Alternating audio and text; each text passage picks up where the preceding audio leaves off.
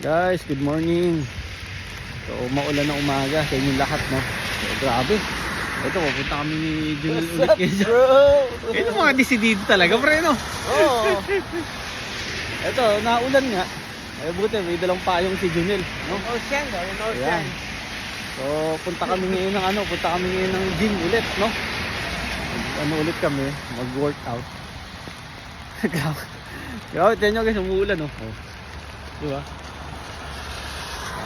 Pero kahit na umuulan, talagang tuloy yung namin, yung gym namin, di ba? Sabi nga nila, ulan lang yan, no? Ulan lang yan. Kaya eto. So, 2 days tayong hindi nakapag gym. Gawa nga ng nag-prepare tayo dun sa road test natin mamaya, no? Isang araw, nagpang-umaga naman tayo. So, wala tayong time na mag-gym sa hapon. Gawa nga ng si Danny dumating, no? Bumalik dito. Tapos sa hapon, nung umaga guys, naman ako, paturo akong yung kumbaga familiarization ba sa daan dito. Paturo tayo, so 2 hours yun. So wala tayong time na mag-gym kahapon din. At sa hapon, ang duty natin alas 3, no? Kaya medyo hindi tayo nakapag-gym ng 2 araw. Kasi nga sa hindi kaalaman ng karamihan, araw-araw na talaga kami nag-gym, no? Araw-araw na. So do may pahinga kahit isang araw, no? Pero as much as possible talagang ginagawa namin to araw-araw, no?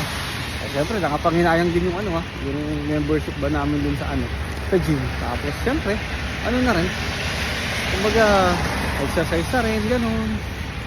Tapos maintain na rin yung katawan, ganun. Napakalaking bagay kasi yun.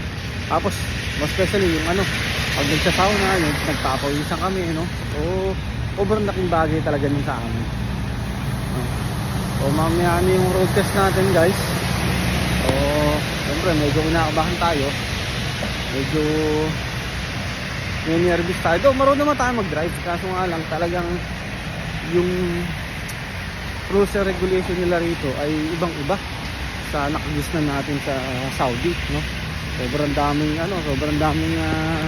talaga rito. Rules and regulation talaga. So syempre talagang pinapa-air nila rito is yung safety ba, no? So dapat safe ka mag-drive, ganun.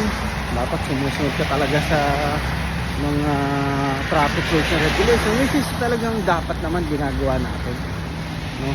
Nakakapanibago lang kasi guys, at totoo lang yung ibang traffic sign dito ka lang din talaga nakita, no? At wala nito sa Saudi, no? Kaya medyo kakalito pa. So praying na sana makapasa tayo mamaya at makakuha na tayo talaga ng natin, ng full license, no?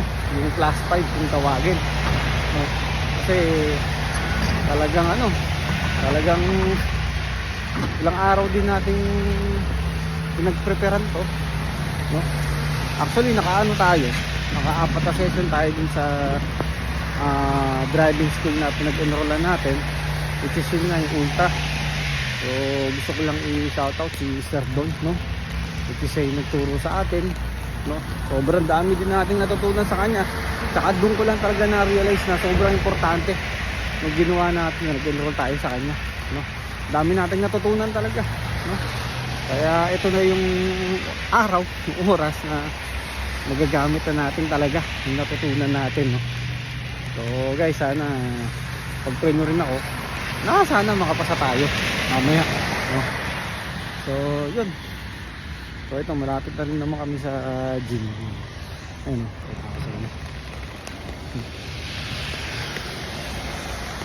so kahit umulan talaga, no? So guys, yun lang, balikan ko kayo. Ingat kayong lahat. God bless you.